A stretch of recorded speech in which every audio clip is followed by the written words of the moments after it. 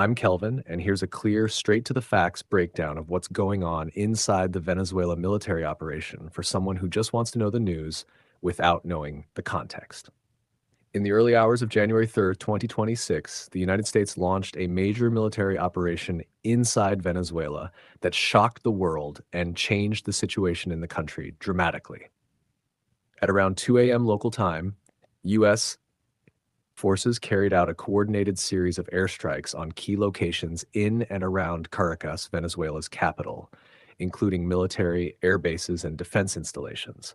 The operation involved a huge deployment of over 150 military aircraft and drones from various branches, including the U.S. Air Force, Navy, Marines, and Special Operations, targeting Venezuelan air defenses ahead of special forces moving in to seize the country's leader.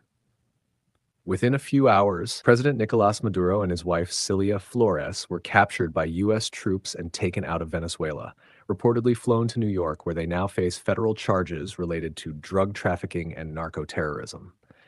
The United States named the mission Operation Absolute Resolve, saying it aimed to detain Maduro and dismantle what Washington calls the Cartel de los Soles and illegal drug networks. The strikes and capture represent the most direct U.S. military intervention in Latin America in decades. The buildup to this moment didn't happen overnight.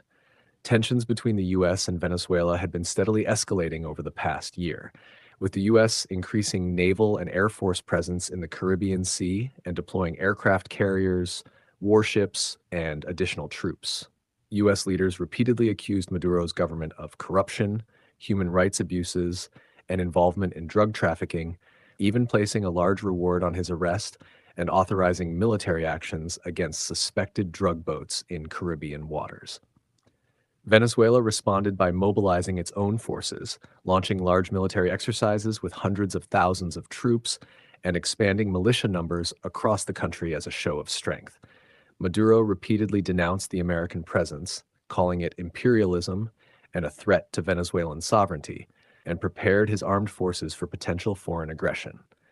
When U.S. aircraft began striking, explosions echoed across Caracas, and witnesses reported low-flying helicopters and military flights over the city. Venezuelan air defense systems appear to have been quickly overwhelmed or bypassed as U.S. forces pushed deep into the capital with special operations units. Local Venezuelan military elements and militia fighters were put on alert, and some fighting reportedly took place. But the speed and precision of the attack allowed U.S. units to secure the president and key figures early in the mission. Power outages and communications disruptions were reported across parts of the capital during the initial phase of the operation. The reaction inside Venezuela has been chaotic and emotional. Some Venezuelans took to the streets in shock, others in fear, and some in support of the removal of Maduro after years of economic decline and political repression. Venezuelan authorities loyal to the former president denounced the U.S. strike as a blatant violation of international law and the country's sovereignty, and the government declared states of emergency. Vice President Delcy Rodriguez was quickly moved into the role of interim leader by Venezuela's high court after Maduro's capture, but it is unclear how much actual control she has over armed forces or whether resistance will spread. Venezuelan institutions are in disarray, with intelligence agencies and the military split between those who are complying with new orders and others who are resisting perceived foreign occupation. Internationally, the operation set off a firestorm of reactions immediately. Many world leaders and governments condemned the U.S. action as illegal and dangerous, saying it violated the United Nations Charter and the norms that protect national sovereignty. Countries such as China, Brazil, Mexico, France, Russia, and many members of the European Union publicly criticized the strikes and detention of Maduro. Some Latin American neighbors expressed deep concern over regional stability and the possibility of a refugee crisis spilling across borders. Others, including Argentina's president, voiced limited support for removing Maduro, but emphasized that external military force was not the right way to achieve change. The United Nations Security Council was pushed to hold urgent discussions about the situation. Inside the United States, politicians are sharply divided. Supporters of the mission argue that removing Maduro stops a narcotics empire and a cruel authoritarian leader who rigged elections and brutalized his own people. Critics, including some from Trump's own party, say the operation was illegal, lacked clear approval from Congress, and could drag the U.S. into a messy foreign quagmire with unpredictable consequences. International law experts have also questioned the legal basis for invading another sovereign nation outside the context of a declared war or direct self-defense, and numerous voices warn that the operation could set a dangerous global precedent. The issue of oil and economic interests has also been widely discussed.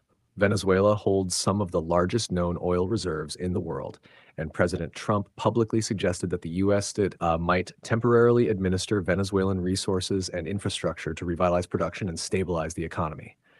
Trump indicated that U.S. oil companies could play a significant role in managing Venezuela's oil industry during a transition period. This aspect of U.S. plans raised fears among many nations that the intervention was at least partially motivated by control over energy resources rather than purely legal or humanitarian concerns, adding to the controversy. The Venezuelan military's ability to respond to the U.S. offensive was limited. Although Caracas had mobilized significant troop numbers and militias during the months of rising tensions, it did not have the air power, technology, or logistical capability to confront a top-tier military like the U.S. forces. Venezuela's air defense systems were quickly degraded in the opening hours of the operation, and the surprise and scale of the raid meant that resistance was disorganized. The exact number of Venezuelan casualties is still unclear, with some reports indicating dozens of deaths, including civilians and military personnel, but officials have been cautious in providing verified figures. As the sun rose after the assault, global markets and political capitals were rattled. Oil prices fluctuated sharply on the news, reflecting uncertainty about Venezuela's future oil production and legal battles surrounding Maduro's indictment in the U.S. courts. Embassies around the world scrambled to assist citizens in the region, warn travelers, and navigate the rapidly changing diplomatic landscape. International organizations are calling for calm, humanitarian access and protection of civilians caught in the upheaval. Is still unpredictable. The United States says it plans to help oversee a transition to a new government in Venezuela, but it has not laid out clear steps for elections or how long it will maintain influence on the ground.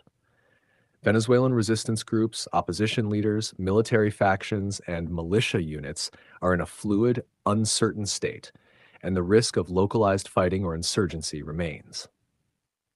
The long-term stability of Venezuela now rests on whether domestic leaders can unify, whether international pressure leads to negotiated outcomes, and whether Venezuelan citizens can avoid a prolonged period of violence or chaos. For the rest of the world, this moment has reopened old wounds about foreign intervention, sovereignty, and great power politics. Many governments are reassessing their diplomatic and military strategies, particularly in regions where U.S. influence is contested by other powers like China and Russia, both of which have condemned the operation and called for respect for international law. The crisis also highlights how military force is still used in the modern era to achieve political objectives, and how those decisions can snap open fault lines that affect global stability. This is a fucking huge story that will keep evolving, and the full consequences of what happened inside Venezuela won't be known for a long time. If you care about staying on top of this and getting updates as they unfold, hit that subscribe and make sure you don't miss the developing picture. I'm Kelvin, producer here, and that's the straight news on the Venezuela military operation so far.